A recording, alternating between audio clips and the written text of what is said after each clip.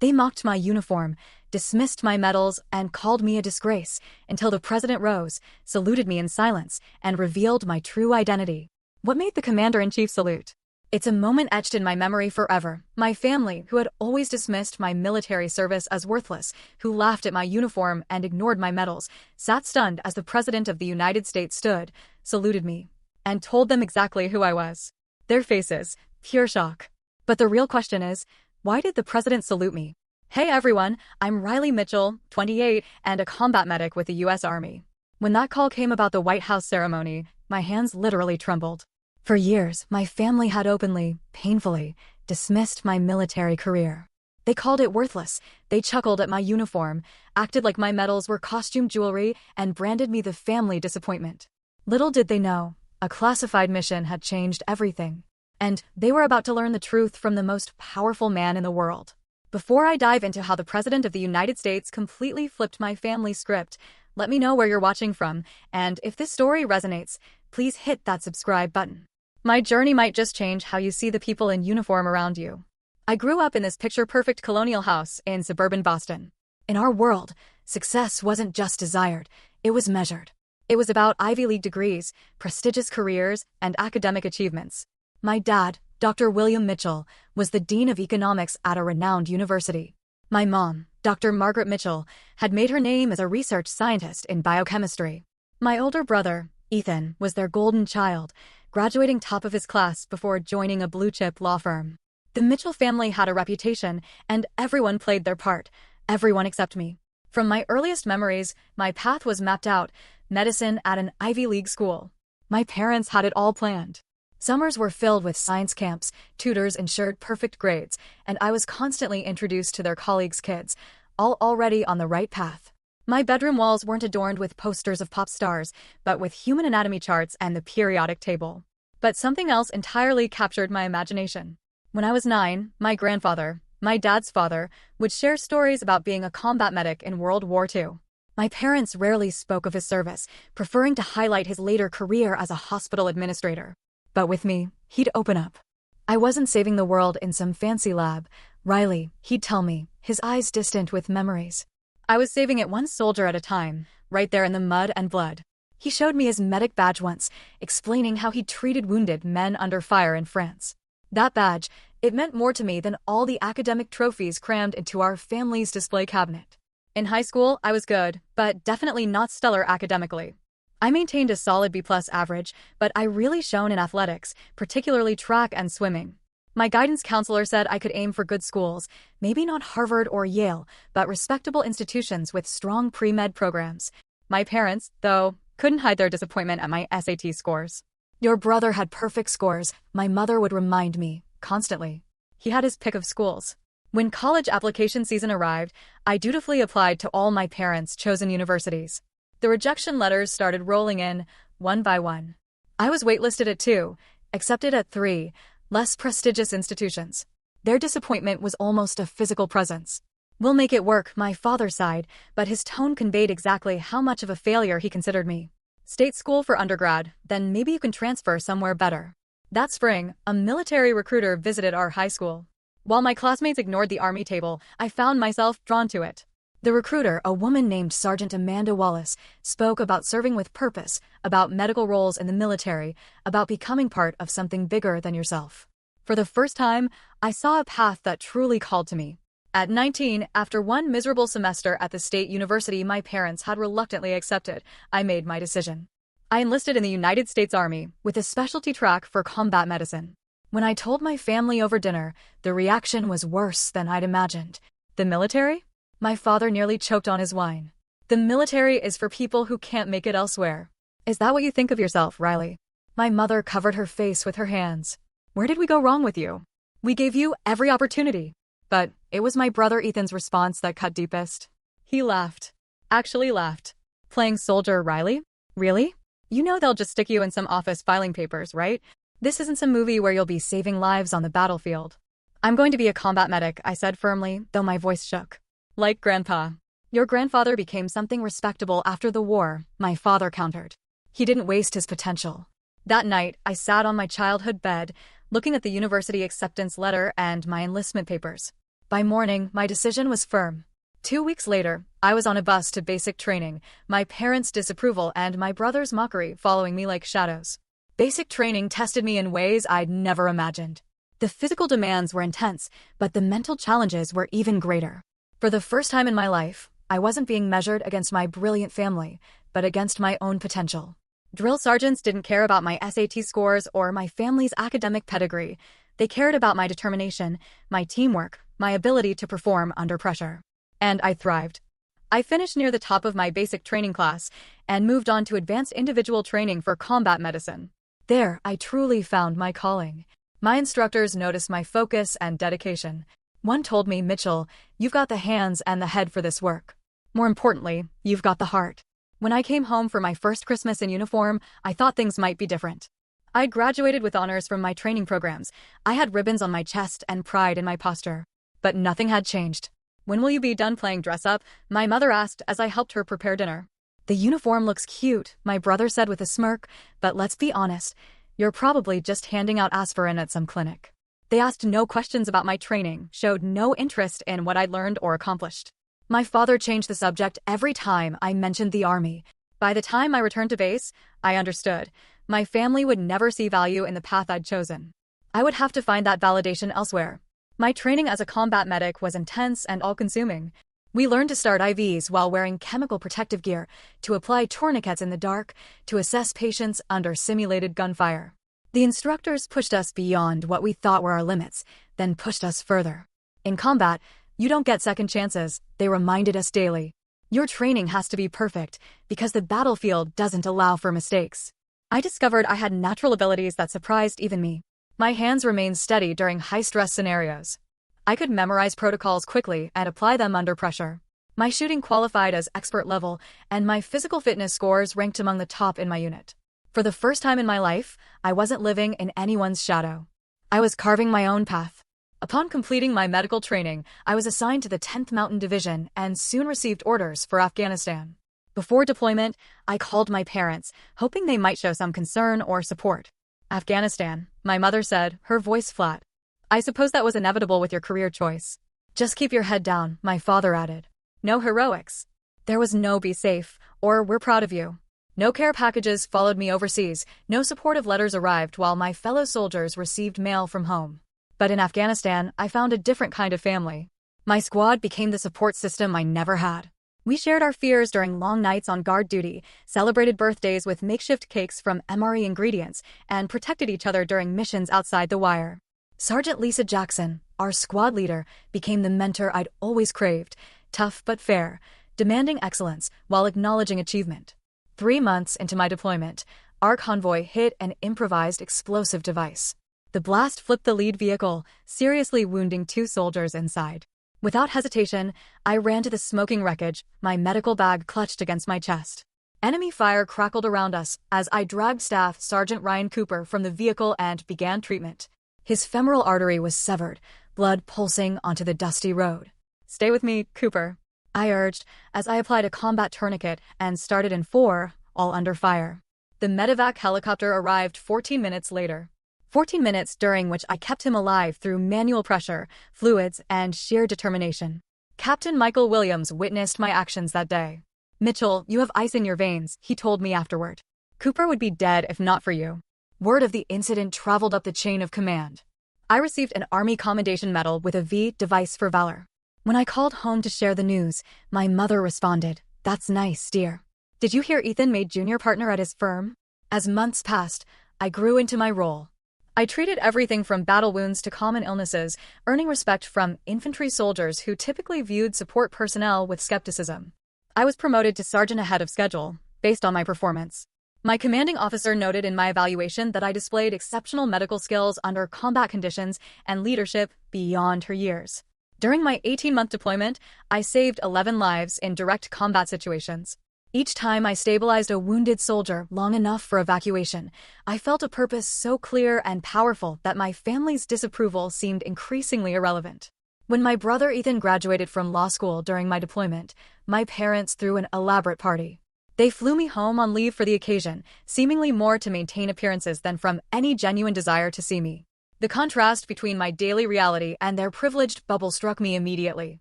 At the party, I stood awkwardly in a corner as relatives and family friends fawned over Ethan.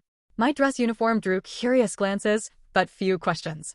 When my uncle finally asked about my service, my father quickly interrupted. "Riley's just doing fine with her army experience," he said dismissively. "But today is about Ethan's achievement. Did you know he graduated third in his class?"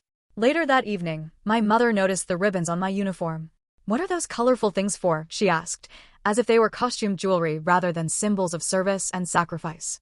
"This one is for combat medical service," I explained. "This is my commendation medal with Valor device." "Fascinating," she interrupted, clearly uninterested. "Have you met Cousin Allison? She just finished her residency at Johns Hopkins. Now that's a proper medical career." I returned to my unit the next day, the emotional distance between my family and me growing wider than the physical miles. My second deployment loomed on the horizon, this time to a particularly volatile region. Intelligence reports suggested heavy enemy activity, and our pre-deployment briefings were sobering. The night before departing, I made one last attempt to connect with my family. I called home, hoping for some word of encouragement. "We're about to deploy to a pretty dangerous area," I said carefully. "I just wanted to talk before we ship out." "Try not to play hero over there," my father replied. "The real heroes are the ones who come home and do something meaningful with their lives." "I should go," I said, fighting back tears. "We have an early start tomorrow." "Email when you can," my mother said, perfunctorily. "Oh, and your brother's engagement party is next month. We'll send pictures." As I hung up, I realized I was truly on my own. Whatever validation or recognition I sought would never come from the Mitchell family. That night, I wrote a letter to myself, to be opened if I didn't make it back. "You chose a path with purpose," I wrote. "Whatever happens, remember that your worth isn't measured by their understanding." 6 months into my second deployment, I was unexpectedly transferred to a Special Operations Medical Support Team. My commanding officer had recommended me based on my performance in several high-pressure situations. The selection process was rigorous: physical tests that pushed me to my limits, medical scenarios that required split-second decisions, psychological evaluations to ensure I could handle the stress of classified operations. "This isn't standard combat medicine," Sergeant Mitchell, Lieutenant Colonel James Davis explained during my briefing. "You'll be operating with small teams in high-risk environments, with minimal support. The missions are classified, and the margin for error is zero." My training with the Special Operations Team was unlike anything I'd experienced before. We practiced medical procedures while sleep-deprived, performed surgeries in simulated moving vehicles, and learned advanced techniques not taught in standard combat medicine courses. The elite operators I trained alongside were consummate professionals who valued competence over gender or background. For the first time, I felt completely judged on my abilities alone. On April 15th, our team received intelligence about American hostages being held in a remote mountain compound. 3 aid workers had been captured 2 weeks earlier, and intelligence suggested they would be moved within 48 hours, likely to be executed on camera. Our 12-person team, including myself as the only medic, was tasked with their extraction. The mission briefing was tense. Satellite imagery showed a heavily guarded compound in mountainous terrain. The plan called for a night insertion by helicopter, a precision raid on the compound, and immediate extraction with the hostages. As the team medic, I would remain with the helicopter until the assault team secured the hostages, then move in to provide immediate care if needed. "These hostages have likely been mistreated," I told the team during our medical briefing. "Expect dehydration, malnutrition, possibly torture injuries. Our priority is stabilization for transport." We launched just after midnight, 2 Black Hawk helicopters cutting through the moonless night. The team was silent, each person mentally preparing for what lay ahead. I checked my medical bags one final time, ensuring every piece of equipment was accessible by touch alone. Captain Aaron Davis, our team leader, caught my eye and nodded. No words were necessary. 20 minutes from the target, disaster struck. Warning systems blared as the lead helicopter took ground fire. The pilot, Major Samantha Reynolds, fought to maintain control as hydraulic systems failed. I braced as the helicopter spiraled downward, making a hard emergency landing in a narrow valley 3 miles from our objective. The impact threw me against the cabin wall, dazing me momentarily. When my vision cleared, I saw smoke filling the cabin and heard the groans of injured personnel. Training took over. I moved to the cockpit where Major Reynolds was slumped over the controls, blood streaming from a head wound. The co-pilot, Lieutenant James Wilson, had a compound fracture of his left arm. "We need to move." Captain Davis shouted over the noise of the second helicopter circling protectively overhead. Hostiles are converging on our position. I stabilized Major Reynolds' neck while we extracted her from the cockpit, applied a pressure dressing to her head wound, and administered pain medication. For Lieutenant Wilson, I quickly splinted his arm and gave him injectable morphine. As gunfire erupted around us, I helped drag both pilots to defensive positions behind nearby rocks. Second Helio can't land, Davis reported. Too much enemy fire. We're on our own until they can clear an LZ. Within minutes, we were surrounded. Our team of 12, 2 seriously injured, faced an estimated 30 hostile fighters. I divided my attention between returning fire and monitoring the injured pilots. When Specialist Thomas Rivera took a bullet to his thigh, I crawled through the firefight to reach him. Pressure here, I instructed, guiding his hands to the wound while I prepared a tourniquet. Enemy rounds kicked up dirt inches from us as I worked.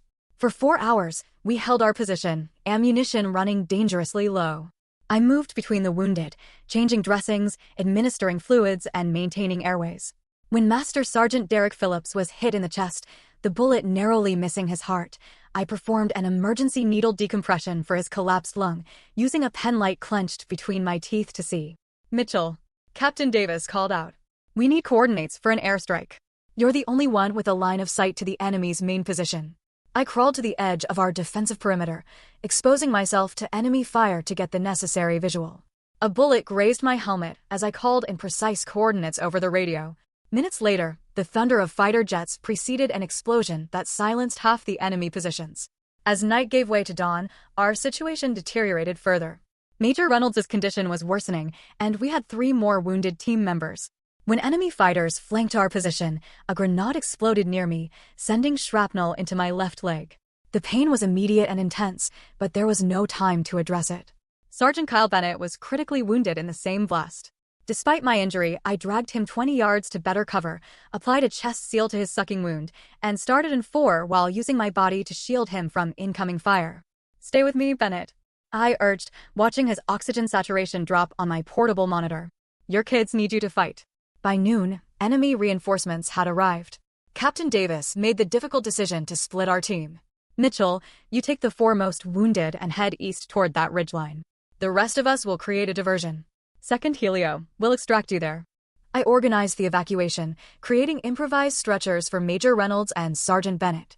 My leg throbbed with every step as I led our small group through rugged terrain, constantly checking the wounded. We traveled through the night, evading enemy patrols, my medical supplies dwindling with each treatment. 48 hours after the crash, we reached the extraction point. The relief I felt seeing the helicopter approach was indescribable. As we lifted off, I finally allowed myself to examine my own wound. The shrapnel had torn through muscle but missed major blood vessels. Painful, but not life-threatening. Back at base, I learned the remainder of our team had been extracted hours after us. The mission had been aborted. The hostages were still in enemy hands. What I didn't know then was that the intelligence we gathered during those harrowing hours, specifically information I'd radioed about enemy positions and numbers, would prove crucial in a subsequent rescue operation that freed not only our original targets, but 24 additional hostages. Due to the classified nature of the operation, my actions received no public recognition. My injury earned me a Purple Heart, and a commendation was placed in my file, but the full story remained known only to those with appropriate clearance. When I called home from the hospital, my family seemed more inconvenienced than concerned by news of my injury. So, will this affect your contract with the Army? My father asked. Perhaps it's a sign you should consider a different direction. It's just a leg wound, I replied, too tired to feel the hurt anymore. I'll be back with my unit in a few weeks. The physical wound healed, leaving a jagged scar down my left thigh. The emotional scars, the nightmares, the hypervigilance, the guilt over Sergeant Bennett, who didn't survive despite my efforts, were slower to fade. Yet, through it all, I knew with absolute certainty that I had found my purpose. In those desperate hours, I had saved 15 lives through direct medical intervention. What I couldn't know was how many more would be saved because of what we'd accomplished. After 3 months of physical rehabilitation for my leg injury, I was granted 30 days of medical leave. The doctors had done their part, repairing the muscle damage and ensuring I regained full mobility. What they couldn't repair were the invisible wounds, the way I startled at sudden noises, the nightmares that left me gasping for breath, the moments when my mind transported me back to that valley of death. The mission remained classified. I could tell no one about those 48 hours, not even the therapist who tried to help me process the trauma. I can't discuss the details, I repeated in session after session. I just need to learn to live with what happened. I approached my family visit with a mixture of hope and dread. Despite everything, some childish part of me still craved their understanding, their recognition that my path had value. I'd received a Purple Heart and a confidential letter of commendation from a general. Maybe, just maybe, they would finally see me. My parents' house looked exactly the same. Pristine lawn, gleaming windows, achievement awards prominently displayed in the living room. My brother Ethan was visiting with his new fiancée, Charlotte, a tax attorney he'd met at his firm. My mother had organized a dinner to celebrate their engagement, apparently forgetting I was arriving the same day. "Oh, Riley," she said when I appeared at the door, my uniform pressed perfectly, my Purple Heart prominent among my ribbons. "We weren't expecting you until tomorrow. We're having a little celebration for Ethan and Charlotte. You told me to come today," I reminded her, already feeling like an intruder. "But it's fine. I'm happy to meet Charlotte." The dinner was excruciating. My parents and brother dominated the conversation with stories about Ethan's successes, the prestigious cases he was handling, and their elaborate wedding plans. Charlotte occasionally tried to include me, asking polite questions about my service, but my father intercepted each attempt. "Riley's just doing a stint in the military," he explained dismissively. "Nothing as interesting as your corporate law work." When Charlotte noticed my Purple Heart and asked about it, my mother actually rolled her eyes. "She got a minor injury during some training exercise," she said. "The military gives out medals for everything these days." "It wasn't a training exercise," I corrected, my voice tight. "And the Purple Heart is specifically for wounds received in combat against enemy forces." "Combat?" My brother scoffed. "Come on, Riley, you're a glorified nurse. You probably tripped over a tent stake or something." Something inside me snapped. Years of dismissal, of having my service devalued, of being treated as less than, it all boiled to the surface. "I was wounded by enemy fire while treating injured soldiers," I said quietly, dangerously. "I spent 48 hours evading enemy combatants while keeping 4 critically wounded teammates alive. One of them died in my arms despite everything I did." The table fell silent. My father cleared his throat uncomfortably. "Well, if you had gone to medical school like we wanted," he said finally, "you could be saving lives in a proper hospital instead of playing war hero." "Playing?" The word hung in the air. "You think I'm playing?" "What your father means," my mother interjected, "is that there are more respectable ways to practice medicine. Your cousin Allison is a wonderful doctor." "Yes, I know," I finished. "You've mentioned her accomplishments approximately 47 times since I joined the army." Ethan smirked. "Someone sensitive. Look, we all know you enlisted because you couldn't hack it academically. There's no shame in admitting that." I stood up slowly, my hands flat on the table to hide their trembling. "In the past 5 years, I've saved more lives than I can count. I've performed emergency procedures under enemy fire that most hospital doctors will never attempt in their careers. I've earned the respect of some of the most elite soldiers in our military. And not once, have any of you asked me about what I actually do." My mother had the grace to look uncomfortable. "We just worry that you're wasting your potential." "Do you even tell your friends what I do?" I asked suddenly. "Do you mention to your university colleagues that your daughter serves in the army? Or am I such a disappointment that you pretend I don't exist?"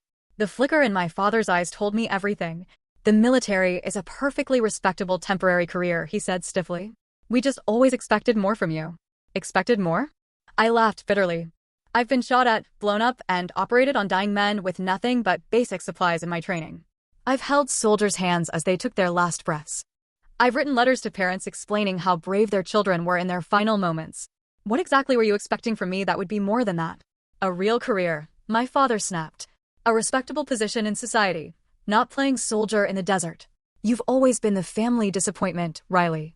The military was just your way of running from that fact." The words hit like physical blows. Family disappointment.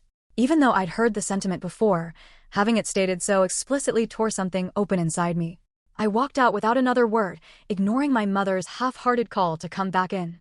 In my rental car, parked in their perfect driveway beside their luxury vehicles, I finally allowed myself to break down. The tears came in racking sobs that shook my entire body. All the stress, trauma, and rejection poured out at once. My phone rang. Not my family, but Staff Sergeant Monica Torres, my closest friend from my unit. "Hey Mitchell, just checking in on your leave. How's the leg? How's the family reunion going?" I couldn't speak, could only manage choked sobs. "I'm on my way," she said immediately. "Text me the address." "Don't move." 2 hours later, Torres arrived at the hotel where I checked in after fleeing my parents' house. She sat with me through the night as I finally talked about everything: the mission, the losses, the family who could never understand. "Your worth isn't determined by people who don't understand what you do," she told me fiercely. "It's determined by the lives you've saved, the soldiers who trust you with their lives, the missions you've made possible." When my leave ended, I returned to base with a request for reassignment. I needed distance, not just from the trauma of that mission, but from the deeper wound of family rejection. As I boarded the plane back to base, I felt lower than I had even in those desperate hours behind enemy lines. At least then, I had known my purpose. My reassignment came through quicker than expected. Walter Reed National Military Medical Center needed experienced combat medics to support their Wounded Warrior program. The position would allow me to use my field experience to help injured soldiers through their recovery process.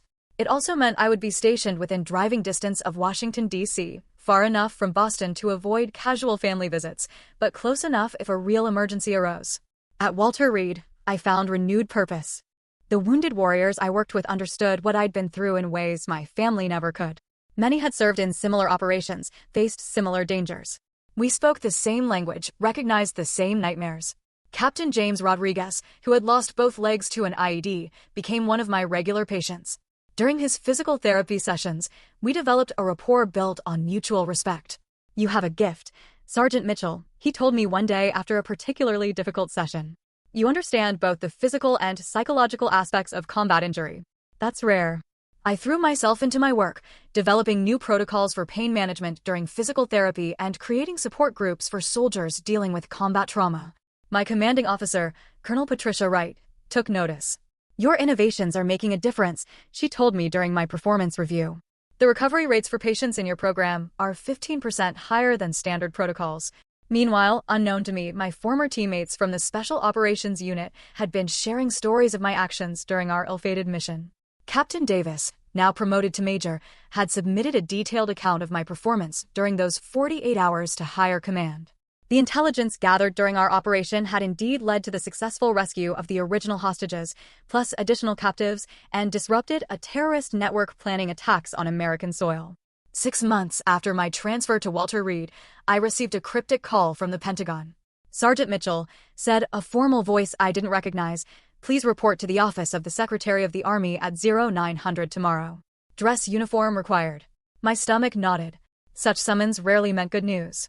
Had something in my confidential records been questioned? Was there an investigation into the failed mission? I spent a sleepless night reviewing every decision I'd made during those critical hours. When I arrived at the Pentagon, I was ushered into a private office where a brigadier general waited alongside a civilian in a dark suit. "Sergeant Mitchell," the general began, "I'm General Robert Harris. This is Mr. Andrew Collins from the White House Military Office." My confusion must have shown on my face. "Sergeant," Mr. Collins said, "the actions you took during Operation Silent Retrieval have been reviewed at the highest levels. Due to the classified nature of the operation, proper recognition was delayed. That oversight is being corrected." General Harris slid a folder across the desk.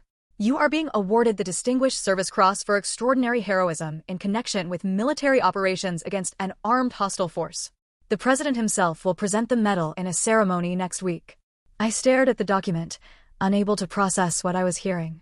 The Distinguished Service Cross was the second highest military decoration that could be awarded to a member of the Army, superseded only by the Medal of Honor. "There must be some mistake," I managed. "I was just doing my job."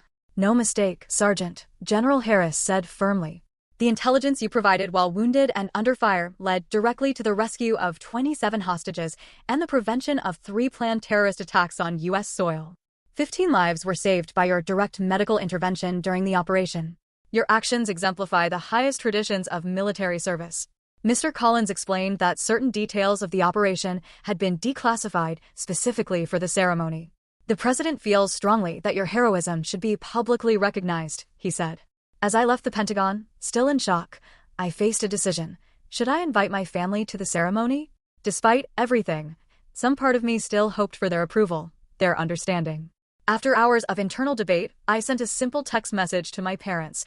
"I'm receiving a Distinguished Service Cross from the President at the White House next Thursday at 2 p.m. You're welcome to attend if you'd like." My mother's response came hours later.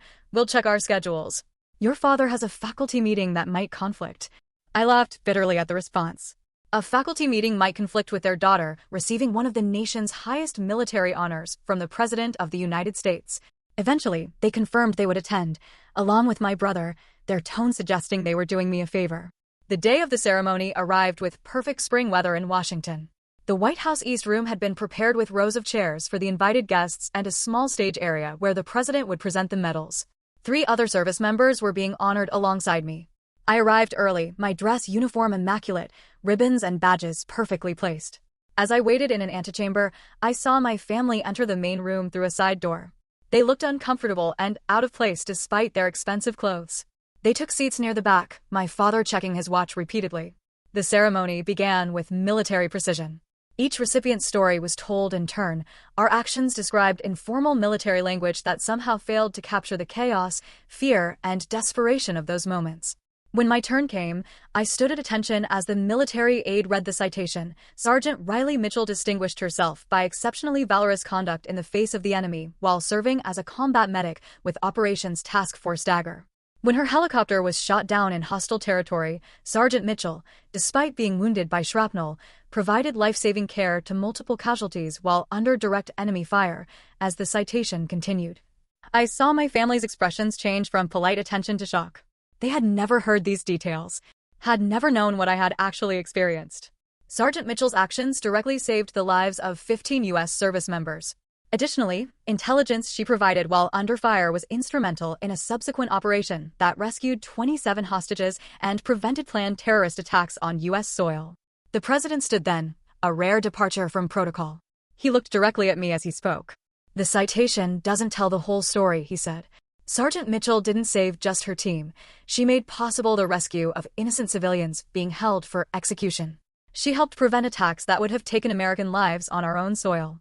Today, we recognize her extraordinary courage under the most extreme circumstances." He offered me a formal salute before placing the medal around my neck. "Sergeant Riley Mitchell," he said, his voice carrying through the silent room, "you saved more American lives than anyone will ever fully know." The weight of the medal against my chest felt surreal. The president shook my hand firmly, then leaned closer to speak privately. "My brother was one of those hostages," he said quietly. "Our family owes you a debt we can never repay." I blinked back tears as I returned to my position. The room erupted in applause, everyone standing except my stunned family, who seemed frozen in their seats. The formal ceremony transitioned to a reception in an adjacent room. Military officials, politicians, and family members of the honorees mingled over refreshments. I found myself surrounded by high-ranking officers, offering congratulations and thanks. "Your actions exemplify the best of our medical corps," said the Surgeon General of the Army, shaking my hand firmly. A group of civilians approached, introduced by a State Department official. "Sergeant Mitchell, these are some of the aid workers you helped rescue," she explained quietly. A woman with kind eyes embraced me tightly. "They told us what you did," she whispered. "How you provided the intelligence that made our rescue possible. I have a 5-year-old daughter who still has her mother because of you." Camera flashes popped around us as media documented the moment. The public affairs officer had warned me the ceremony would receive press coverage, though certain operational details would remain redacted from public accounts. Through the crowd, I spotted my family, standing awkwardly near the wall, looking unsure of themselves. For the first time in my memory, my father's usual confident posture was diminished, my mother's social smile replaced by an expression of confusion. My brother Ethan stared at me as if seeing me for the first time. They approached hesitantly, clearly intimidated by the military and government officials surrounding me. "Riley," my father began, his voice lacking its usual authoritative tone. "That was quite a ceremony." "Thank you for coming," I replied formally, maintaining the emotional distance that now felt necessary for self-preservation. "We had no idea," my mother said, her voice small. "About any of this?" "You never asked," I responded simply. My brother cleared his throat. "Those things they said you did, that was real?" "All of it." Before I could answer, Major Davis, my former team leader, appeared at my side. "Mitchell was the best combat medic I've ever worked with," he said, not bothering to introduce himself. "When we were surrounded and taking fire from 3 directions, she crawled across open ground to treat a wounded soldier, shrapnel in her own leg, and she still dragged him 20 yards to cover." My family stared, speechless. "I should check on Captain Rodriguez," I said, seeking escape from their uncomfortable scrutiny. "He's one of my patients from Walter Reed." "Of course," my father said, his usual dismissive tone noticeably absent. As I turned to leave, General Harris intercepted me, putting a fatherly hand on my shoulder. Mitchell, I wanted to introduce you to the Joint Chiefs Chairman. He's heard about your innovative work with wounded warriors at Reed. I caught a glimpse of my family watching this interaction, their expressions a mixture of shock and dawning realization. Throughout the reception, similar scenes played out. Senior military leaders sought me out for conversations, fellow soldiers treated me with obvious respect, medical directors discussed my treatment protocols. Each interaction further demolished my family's perception of my military service as something less than significant. Later, as the event wound down, I found myself momentarily alone when my brother approached. "Riley," he said, uncharacteristic humility in his voice. "I owe you an apology. I've been arrogant and dismissive about your service. I had no idea what you've really been doing." "No, you didn't," I agreed, not making it easier for him. "You never bothered to find out." He nodded, accepting the rebuke. "Can we start over? I'd like to actually know my sister." Before I could respond, my mother joined us, tears in her eyes. "When they described what happened to your helicopter, how you were wounded but still saved those men, I couldn't breathe thinking about how close we came to losing you. I tried to tell you about being wounded," I reminded her gently. "You said I probably tripped over a tent stake." She flinched at the reminder. "We've been terrible, haven't we?" My father approached last, his expression more serious than I'd ever seen it. "I saw how those generals spoke to you," he said quietly. The respect in their eyes. "I've been in academia for 40 years and never earned the kind of respect you have from these people." I maintained my composure, unwilling to break down here. "I should join the other recipients for the official photographs," I said, neither accepting nor rejecting their overtures. As I walked away, Staff Sergeant Torres fell into step beside me. "Your family looks shell-shocked," she observed. "They're seeing me for the first time," I replied. "Want to ditch this place after the photos? The team is gathering at Ollie's to celebrate properly." I smiled genuinely this time. "My real family?" "Absolutely." As we posed for photographs, the president spoke privately to each recipient. When he reached me, he asked, "Those people who looked uncomfortable, are they your family?" "Yes, Mr. President." "They're seeing you clearly today," he said perceptively. "Sometimes people need someone else to point out the extraordinary person standing right in front of them." After the reception, I changed into civilian clothes and joined my fellow soldiers at a local bar, where the celebration continued without cameras or formality. Stories were shared, some solemn, some hilarious. No one needed to explain the significance of what we'd experienced. Everyone at the table understood. My phone buzzed repeatedly with messages from my family, but I set it aside. There would be time for that conversation later. Tonight belonged to the people who had recognized my worth long before a presidential ceremony. The next morning, I read a news article about the ceremony. There was a photo of my family watching as I received the medal, their faces masks of astonishment. The caption read, "Family of DSC recipient Sergeant Riley Mitchell witnesses recognition of heroism." They were spectators to my story, no longer its authors. 6 months after the White House ceremony, I settled into my new role as an instructor at the Army Medical Department Center, training the next generation of combat medics. My experiences, both the classified operation and my innovative work at Walter Reed, had led to this position where I could shape the future of military medicine. The Distinguished Service Cross had changed many things in my professional life: accelerated promotions, new responsibilities, invitations to speak at medical conferences. But the most profound changes had occurred in my personal life, particularly with my family. 3 weeks after the ceremony, my father had appeared unannounced at my apartment in San Antonio, standing awkwardly at my door in casual clothes, something I'd rarely seen him wear. He asked if I would show him around the base where I worked. "I'd like to understand what you do," he said simply, "if you're willing to show me." That day marked the beginning of a slow, often uncomfortable rebuilding. My father, the prestigious academic, asked questions and actually listened to the answers. He watched with genuine interest as I demonstrated emergency medical techniques to a class of trainees. When a senior officer greeted me with obvious respect, I saw pride rather than dismissal in my father's eyes. "I've been arrogant," he admitted over dinner that evening. "I measured success by such narrow standards that I couldn't see the value in what you've accomplished." My mother made her own attempts at reconciliation, with awkward phone calls that gradually became more natural. She sent care packages to my new address, something she'd never done during my deployments. Inside one box, I found my grandfather's military photo and medals, items I'd never seen displayed in their home. "Your grandfather would have been so proud," her note read. I should have made that connection sooner. My brother Ethan made perhaps the most surprising change. He began volunteering with a veterans legal aid program, offering pro bono services to help former service members navigate benefits and disability claims.